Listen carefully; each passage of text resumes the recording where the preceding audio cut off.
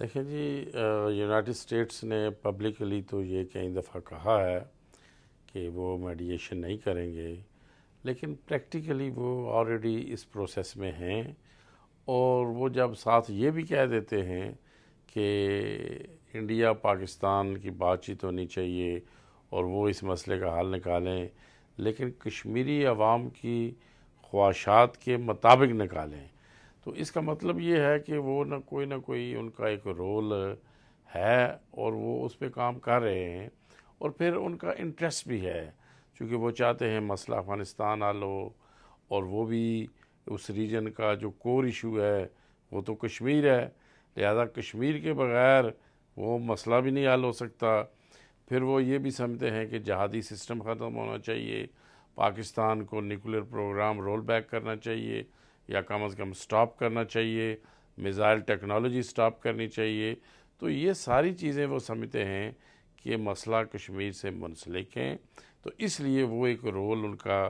ہے اور وہ رول ادا کر رہے ہیں، لیکن کوائٹلی کر رہے ہیں۔ مسئلہ کشمیر کی جب بھی بات ہوتی ہے ہم کہتے ہیں کہ یونائٹڈ نیشنز کی ریزولوشنز کے تحت اس کا مسئلہ حل ہونا چاہیے۔ اگر یہ نہیں ہوتا بیرسٹر صاحب تو اور کیا آپشنز ہیں اس کے مسئلے کے حل کے لیے؟ دیکھیں جی، پہلی بات تو یہ ہے کہ آپشن تو یونائٹڈ نیشن کے جو ریزولوشنز ہیں وہ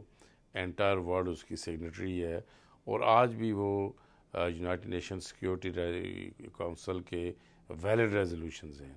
لیکن جب ہم یہ کہتے ہیں کہ انڈیا پاکستان بات کریں، جب ہم یہ کہتے ہیں کہ انٹرا کشمیر ڈائلاگ ہوں، دونوں اطراف کے کشمیری بھی آپس میں بات کریں، اس کا مطلب یہ ہے کہ جب وہ ایک ول ہوتی ہے کہ یہ مسئلہ حل کرنا ہے، تو کوئی نہ کوئی بات چیت کا راستہ نکل آتا ہے، کوئی حل کا راستہ نکل آتا ہے۔ جب صدر مشرف کے زمانے میں جو بیک چینل ڈپلومیسی تھی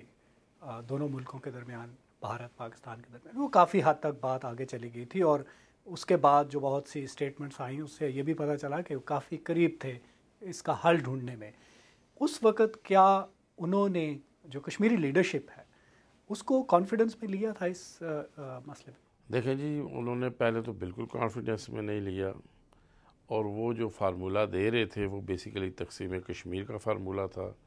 اور کشمیری لیڈرشپ اس سے ایگری بھی نہیں کر رہی تھی، اور اسی لیے جو اس وقت ان کے وزیر خارجہ تھے خورشید محمود قصوری، انہوں نے اوپنلی کہا کہ کشمیر کا تو فیصلہ ہو چکا تھا، صرف دستخط ہونے باقی تھے۔ اور میں یقین سے کہتا ہوں کہ اگر چیف جسٹس افتخار چودھری کا معاملہ شروع نہ ہوتا، وہ کرائسس شروع نہ ہوتے، تو شاید تقسیم کشمیر ہو بھی چکی ہوتی۔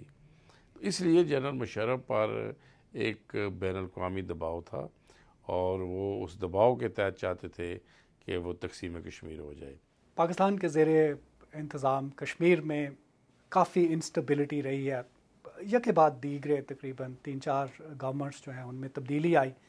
کیا وجوہات ہیں اس عدم استحکام کی؟